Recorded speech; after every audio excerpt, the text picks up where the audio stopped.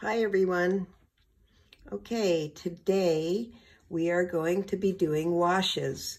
There are three types of washes. There's a flat wash, which is basically trying to get an even tone of a color over your sheet. There's a graded wash, and that's where the color fades into a lighter color.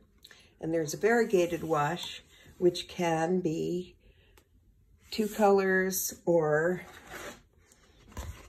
more than two colors. And why would we want to learn to do washes? Well, when you're painting in watercolors, sometimes for a background, you want a nice even tone. And trying to paint a background, if you don't use certain techniques, can wind up with the paint being very streaky, and that can be irritating if you're trying to get a certain effect. So let's begin. Okay. First, what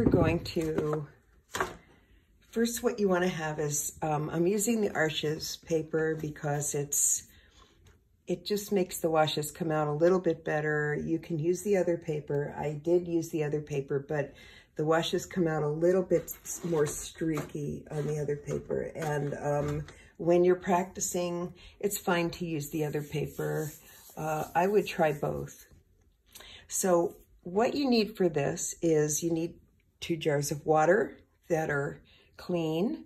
You need a bunch of paint pre-mixed up, and I used baby food jars and put, you can use a little wine glass or any kind of jar, but you want to have it so that the paint, you have an ample amount of paint, because the washes depend on having an ample amount of paint. So I put them in these little jars. You can also mix them up on your trays or on your plate or whatever you're using as a palette. But the point is to get the paint so that it's really mixed in with the water and it doesn't go on streaky.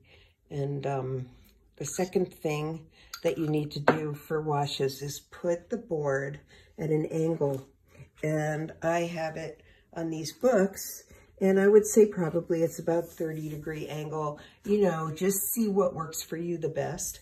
But you definitely want to tilt, because the wash relies on gravity. It relies on the paint moving down the page in a very smooth as possible way. So let's begin. We're going to do a flat wash.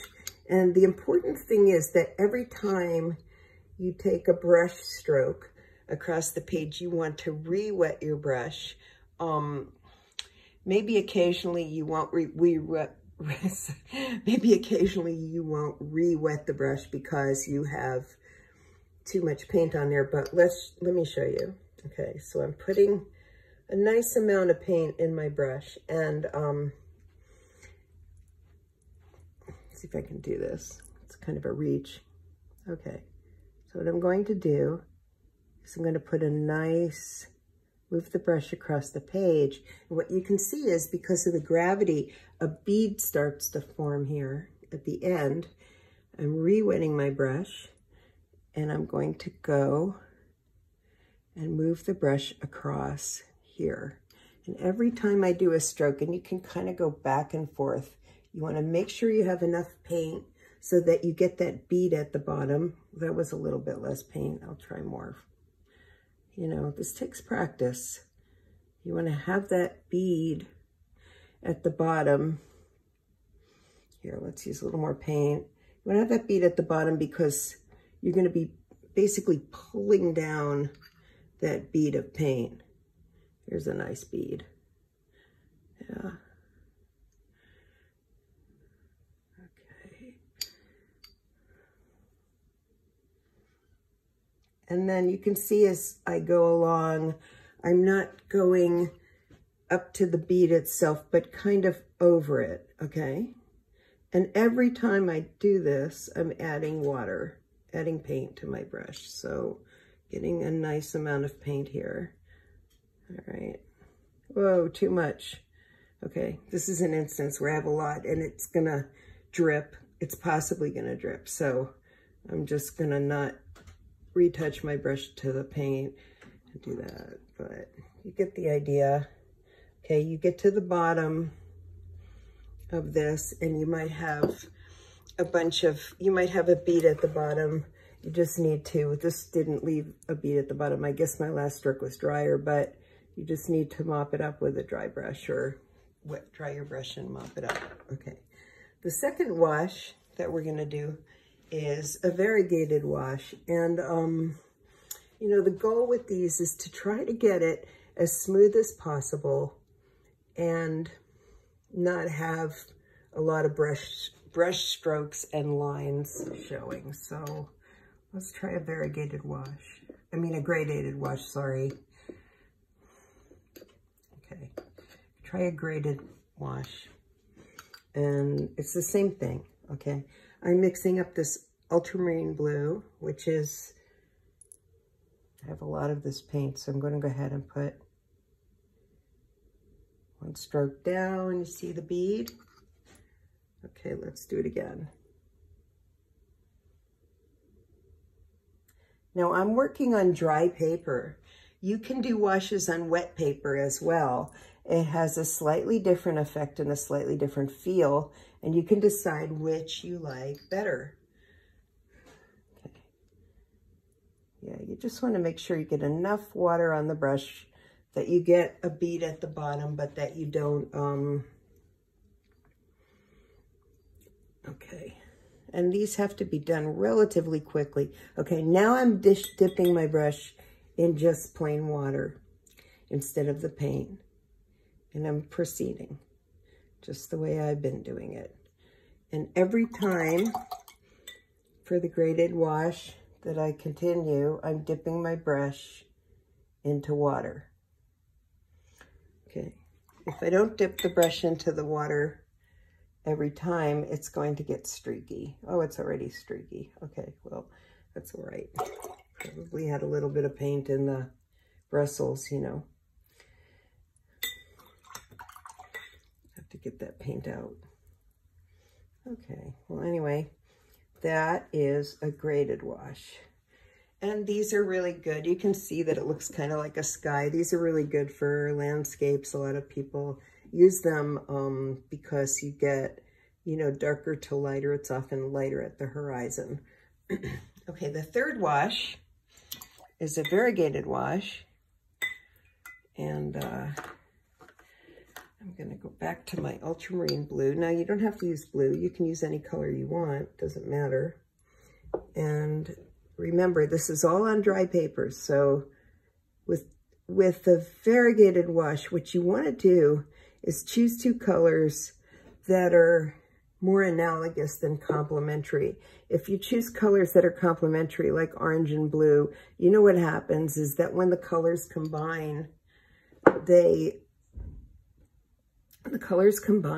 they'll make kind of a brown color. And that might be fine for a certain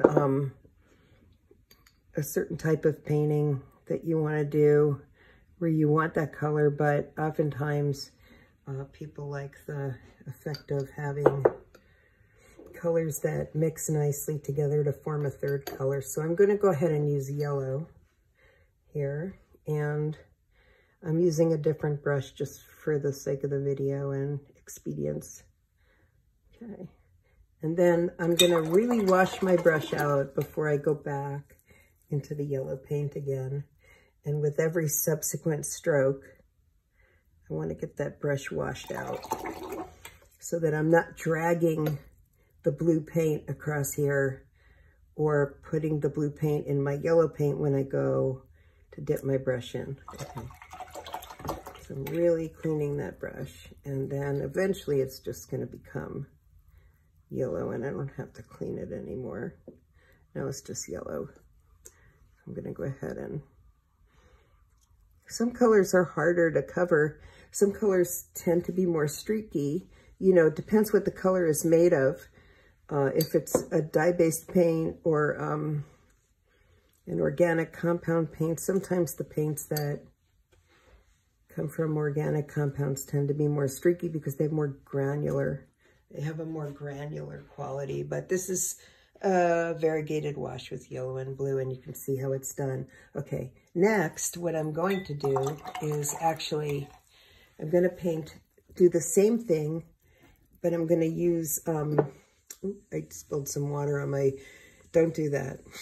I'm going to use the same thing, but I'm going to wet my paper first. So let's go ahead and do that. Okay. You want to get the whole swatch nice and wet. And, you know, you want to turn it toward the light so that you can see that it's shiny. It should be shiny. It shouldn't be, the water shouldn't be so much on here that it's all pooled up. And if you're doing, this is a wet and wet technique. So of course, if you're gonna have pigment mixed up, it's gonna come on lighter because it's gonna blend with the wet paint. But so the whole process is gonna be a little bit more runny. But you don't have to worry about the bead because the paint immediately starts to become starts to spread out because of the water already on the paper. And so I'm doing the same motion, just going back and forth, try to be as even as possible. There we go. You know, and this is going to be, you know, still relying on gravity here. You know, watercolor is a little bit unpredictable, which is what makes it fun. Okay. Right. Okay. So you can strive toward the perfect smooth wash without any brush strokes. This is kind of has a nice effect if you were doing a sky or something. You get a little variation there. Okay. I'm going to take another piece of paper and actually I need to dislodge this, but I'm going to do two more washes, one graded wash. Actually, I think I'll just turn this over, use the back of my paper here. Here we go. Okay. Okay, I'm going to wet the paper again.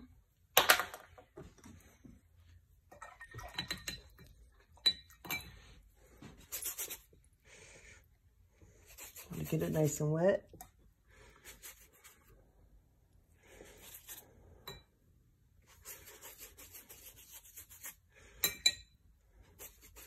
I'm shooting this video and I have to have the camera angle so that you can see the board. But it's not the most comfortable angle for me for painting, so I'm going to turn this upside down. So this is a little closer to me and makes it easier. Okay, so same deal. We're going to do a variegated wash.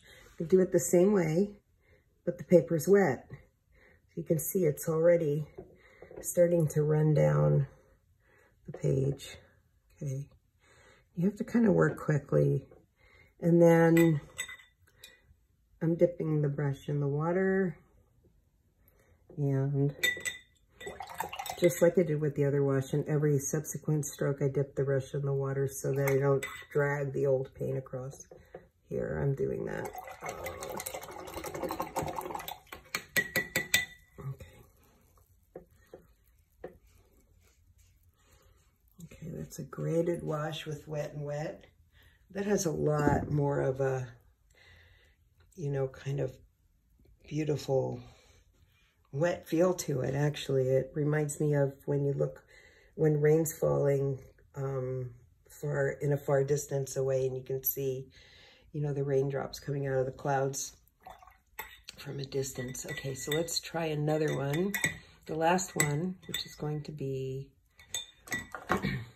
wet and wet with a variegated wash. And I think the wet and wet, for the variegated wash, the wet and wet works really well because it just allows the colors to just do a really nice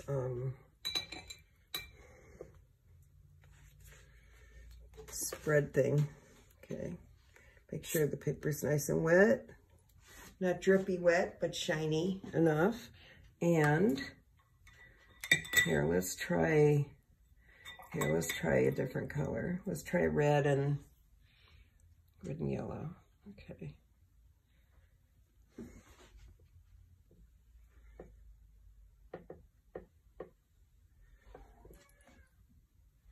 My cat meowing. Okay, all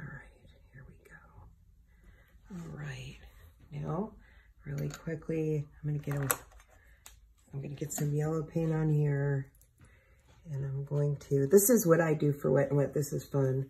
Turn it over and start here.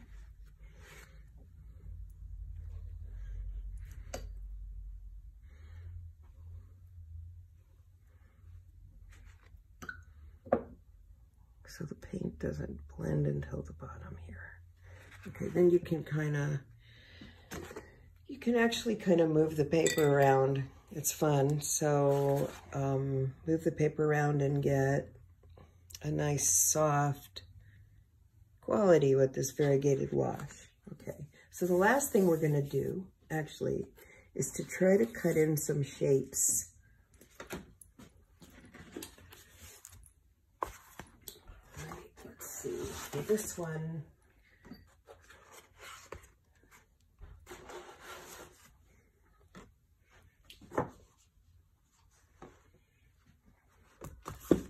gonna put it on top of here. It's fine.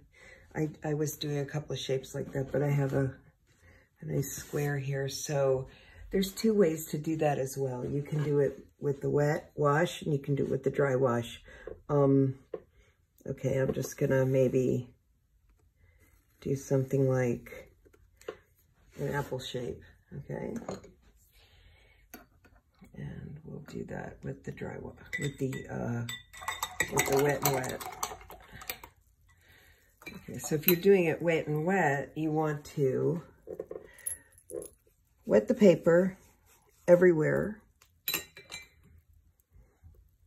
but where the shape is. Okay, so I'm going to paint around that shape. Now, you know how the watercolor works. The paint's going to go where the paper's wet. And that's where you get the control part of it.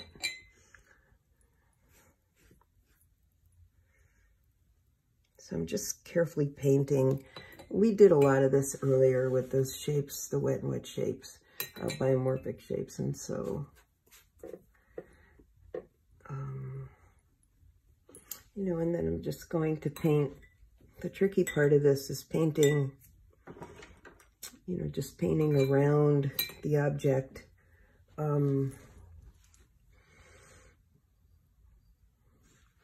On the sides of it. So you start off the same way. You just do it with, I didn't have that paper wet enough. Okay, do it with the wet wash and keep moving. And when it hits the dry part of the paper, it won't go in the dry part of the paper, but you can kind of carve the shape out like this. And then you're going to have to sort of pull the paint down on the sides, and using a vertical stroke here, because on the Wet n Wet paint, it's constantly mixing with the water underneath, and so it's not going to show the brush strokes as much. I'm kind of pulling it down here, and then I can go back and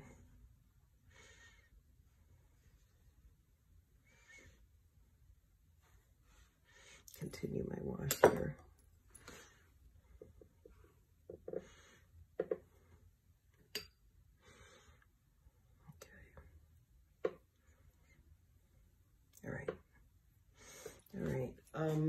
Well, it's a little streaky.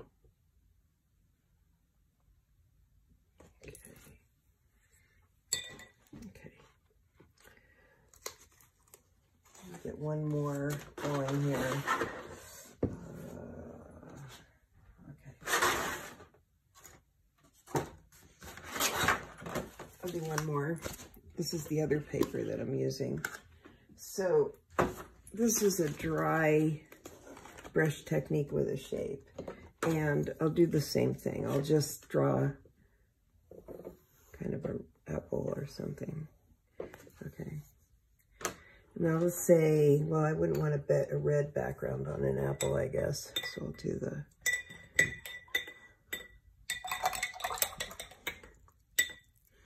do the blue again. I think blue is one of the harder colors to do washes with, the ultramarine blue, because it's grainy. Okay, and I'm going to just proceed like I did before, where I'm going to try get enough water on here to create that bead at the bottom. And we keep pulling down the bead. I'm using a different brush now. Each brush is going to be different. So you can try the flat brush and you can try your round brush and see which one you think works the best and gives you the most control.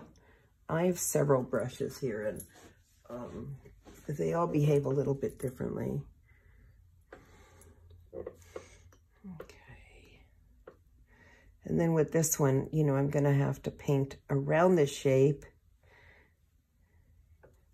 You know, constantly going for enough paint to get that bead at the bottom, and then you're going to have to work quickly. Okay, so I'm going to be working on both sides here. Work quickly. Get more paint on here.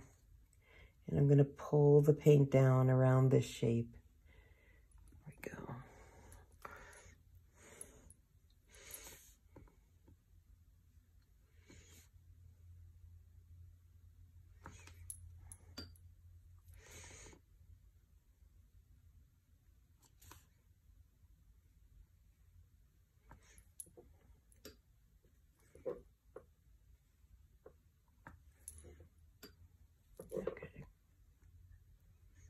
This brush is quite nice, actually. This is a big number 14 round brush. Sablette, not real hair, just synthetic. Okay.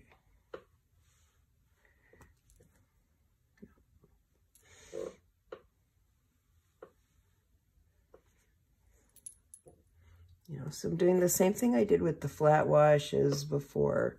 On the dry paper, I'm just pulling it across here, trying to get enough water on my, enough pigment on my paper so I get that bead. It's not going to be perfect every time, but, you know, it's, if you work quickly enough, it'll be fine. Okay, here. All right, and then I'm going to soak up the paint at the bottom. I'm going to kind of mop it up with a dryer brush. I just dried my brush off on that. Okay, so that's it for now. And you should practice these. You can practice them on your less expensive paper for a while until you really get the feel for it. And then you can try it on your Arches paper as well. Just see how differently the paint behaves on both papers. And this is actually the less expensive paper, and I had done a flat wash, and it's interesting because the paper kind of buckled, you know, probably because I didn't tape it down, and so this area became lighter. And you can see the granularness of the paint, of the ultramarine blue, a little bit more on the less expensive paper, as well as it tended to get a little more streaky. So, you know, I think you should just practice these washes, and that's it. Okay, see you in a few minutes.